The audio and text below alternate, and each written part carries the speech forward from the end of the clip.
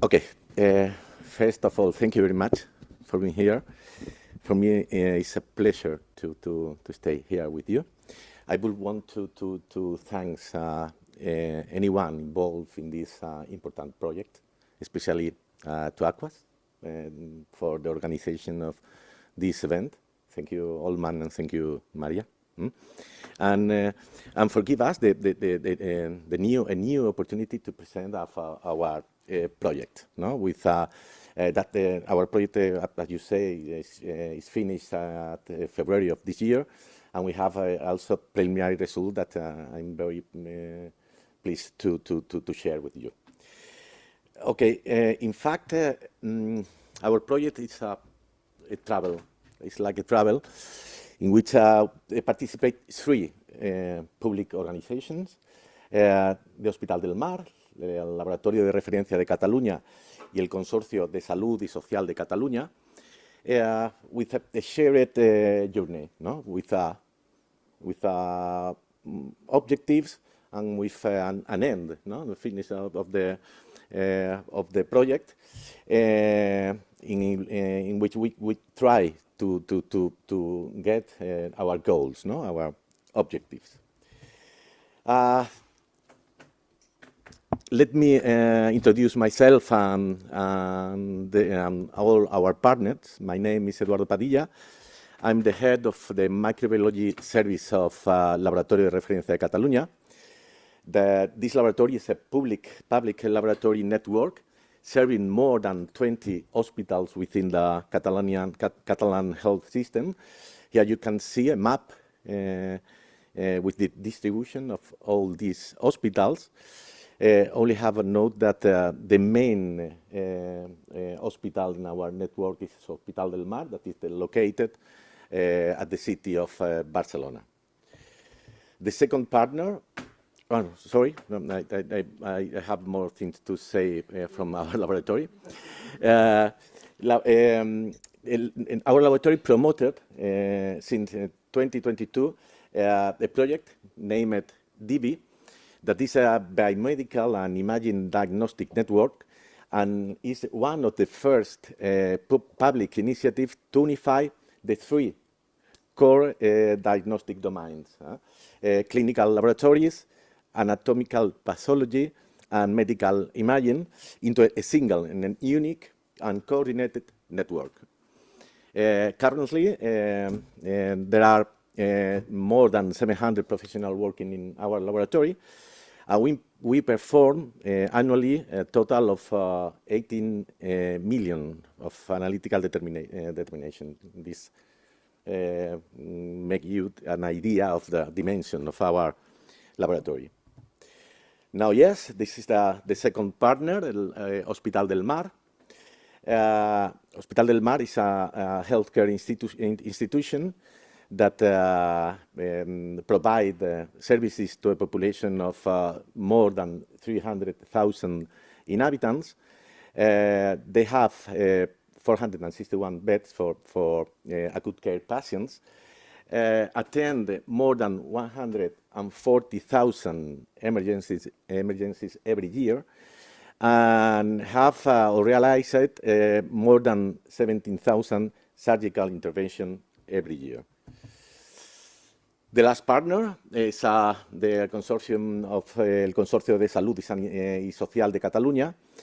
This is a community-based public association comprising more than 100 health and social care organizations.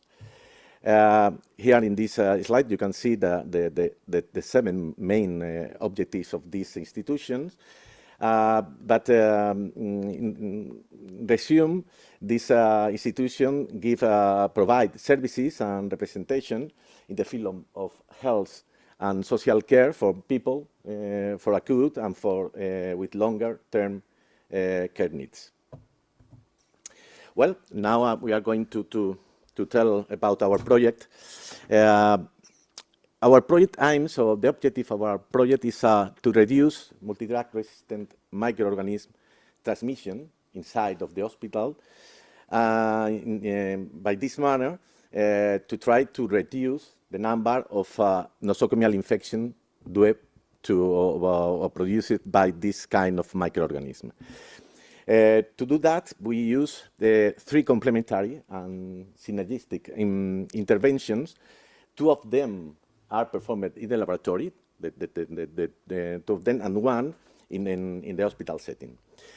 The intervention performed in the laboratory, so one is the rapid detection. Is a new approach for rapid detection, screening and detection of multi-drug-resistant bacteria from colonized patients.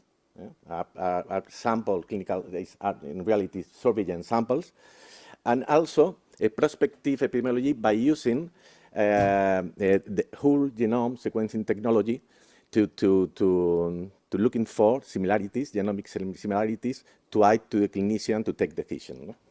And finally, the third intervention, and I think the more important intervention, is those that is performed in hospital setting and is realized by the infection control teams.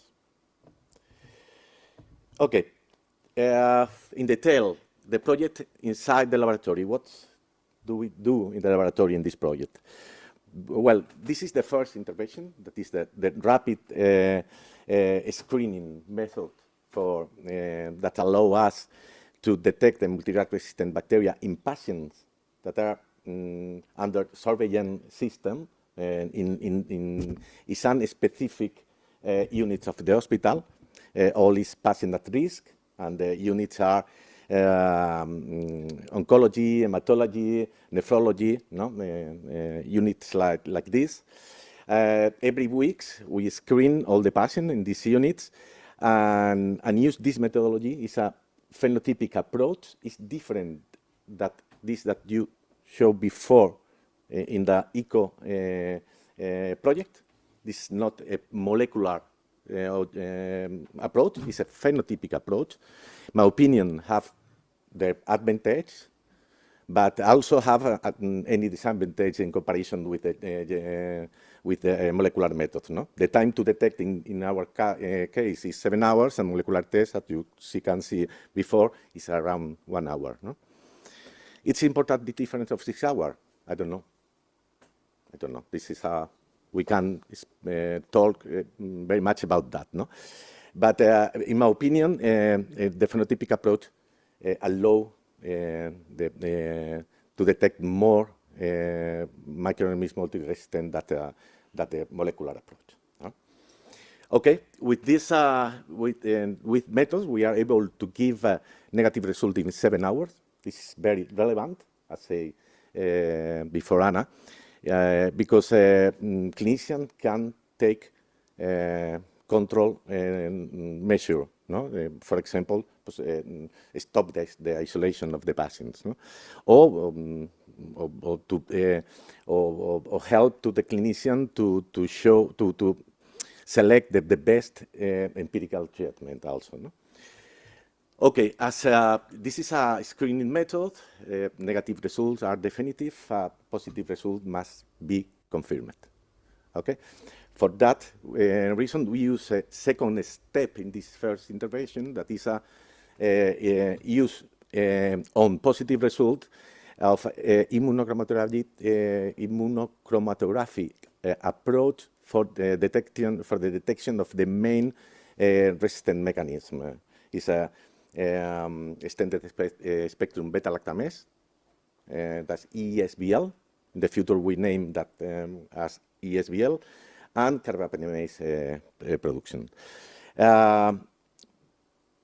We obtain positive result, that is preliminary results, in around 8 hours. Huh? Okay, this is in this slide you can see a report of it's a real report of this in our laboratory. Above you can see that we reported the Klebsiella pneumonia. With Carbapenemase oxa-48 and one Escherichia coli with a beta-lactamase with extended spectrum beta-lactamase. This preliminary report is available for the clinician at 8 hours when we receive the sample in the laboratory. Okay, the second intervention is the use of whole genome sequencing methodology to characterize genotype bacteria and to try to investigate the similarity between these bacteria. No? And we apply this method directly from isolates from clinical samples and from surveillance samples, for all kinds of samples. And all the weeks we perform this test for all the multi-drug resistant microorganisms that would isolate during the week before. No? This approach we will call as prospective epidemiology, because we do that before an outbreak is produced. A conventional method use this technology when outbreak is present. And I think that is not very useful for clinicians, no, or to take measure for the team of control infection. No? This is an example of a report. In green, you can see, basically, we do with this methodology is compare the genome of the bacteria, no? And decide how differences in nucleotides is necessary to consider one bacteria similar to other. No? We use a cutoff in this study to 25 differences in nucleotides. In green, you can see, and all the strains are compared with the other one. No? In green, you can see those bacteria with less than this cutoff, and that we considered that there is clonally related. No? This is other way to show our results using these figures or dendrograms or phylogenetic trees, in which you can see the difference on distance of the similarities between bacteria. Well, all these things occur in the laboratory, but what happened with this information? No? Logically, this information goes to the clinicians. We have this part very close with them. Immediately, when we have the results, is informed to the clinician, and in this moment, they realize control and prevention measure to avoid transmission of multi-drug resistant bacteria, and with this strategy, decrease the number of nosocomial infections. Okay, it was very important in our study for the exit of this kind of study that a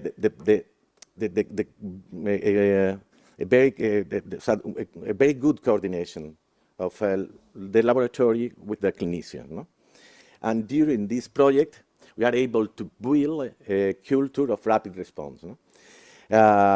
We think that successful implementation required coordinated change management across multiple stakeholder groups, transforming institutional workflows and establishing new standard practice. For us, very important that to provide rapid results and to obtain rapid response, clinician response, no? In the coordinated manner. No? Okay, our results. This is the result for the first intervention. Remember, this is the screening of multi-drug resistant bacteria in patients under active colonization surveillance. We are able to discard, to rule out in less than 8 hours the percent of around 50% of extended spectrum beta-lactamase and the 75% of carbapenemase. This is very important information for clinicians. And we are able to obtain a 25% of a ratio of positivity that is a 5% more that we use in comparison with the previous year by using conventional methodology. inside of the first intervention, the second part is the use of immunochromatography for positive results, no? And we are able to detect, the 90% of total of ESBLs and the 98% of carbapenems using this approach in less than 8 hours. This is very important and very important results also. With respect to the result of the second intervention, we realized it performed a total of 546 whole genome sequences, and we found 99 clonal relationships, taking account that each of these clonal relationships is informed immediately to the clinician, and the clinician initiate intervention to avoid transmission or to looking for the origin of the multi-drug resistant bacteria. And we do that every week. Instead, every month or 1 month later that outbreak is produced, that this is the way in which we work the year previous. The idea is to try that the outbreak don't to avoid outbreaks, not to act once outbreak is presented. Okay, here is the more important results. Laboratory results are important, but the more important results are clinical results. This was our clinical key performance indicators that we decided to use at the beginning, at the start of the project. Is the nosocomial infection rates, multi-drug resistant organism prevalence, beds blocked due to isolation requirements. This is the 3 more important, and then we are in a phase in which we must to know what cost have this, no? With the cost of this KPI, no? Well, this is our results, our preliminary results.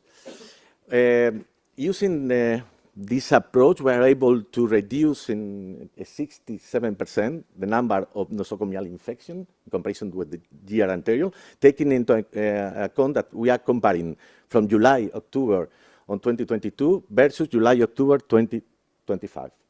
Okay? Not only we reduce significantly this nosocomial infection, that also the blocked beds for isolation decreasing in 10%. No? And all these results with an increase of detection of multi-drug resistant bacteria in colonized patients. No? This is an amazing result that we must to study carefully, but indicate that our approach is it's okay for our objective. No?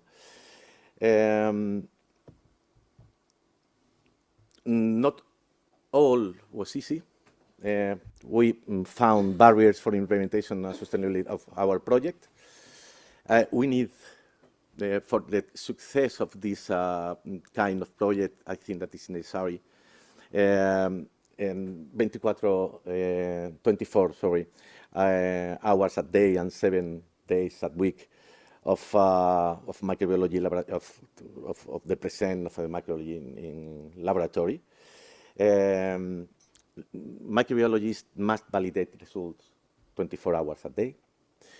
Also, it's important that there are something in the other side to do something with our results. Okay, clinician must be attend to this result and act rapidly. And finally, we need human resource to do this kind of approach. In this project, we need a technician of laboratory to perform all the technical part of microbiology lab, and a clinician specific dedicated to this lab during the project. No? Now we have not this resource, and now the project is finished for us. No? It's impossible to do it without resources, human resources. And we discovered 3 pillars for operational sustainable practice. No, is that as we mentioned it before, it's very important the coordination between laboratory and all persons involved at the hospital setting. We need to improve of the workflows every day, no, based on practical experiences and the outcome data. Finally, we need automation. We need to automate the automation of process. We work, clinicians work very manually. To find epidemiological relationships, we need these tools, specific software or artificial intelligence tools, to find to find this epidemiological relationship between patients. No?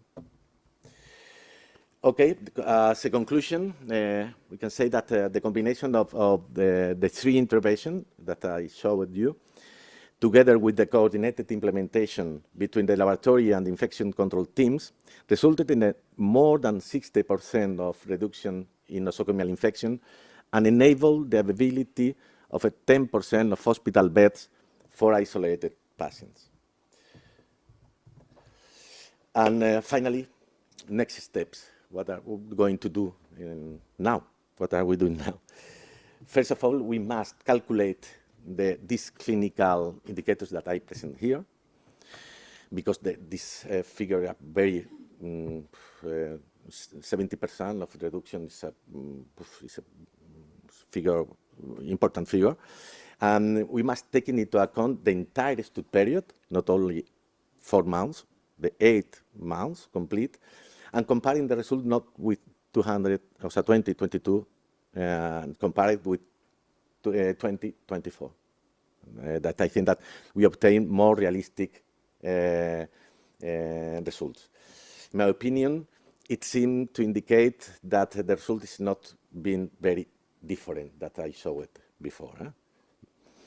And in the second, we need to conduct an economic analysis for the impact of reducing the number of nosocomial infection and the decrease of in beds occupied by patients with multidrug-resistant bacterial infection. We must do this economic analysis, and with those data, we are working to prepare a document justifying the implementation of the project finally in the Hospital del Mar, at the Hospital del Mar, and its future scalability in other hospitals of Catalonia, and why not in the rest of Catalonia.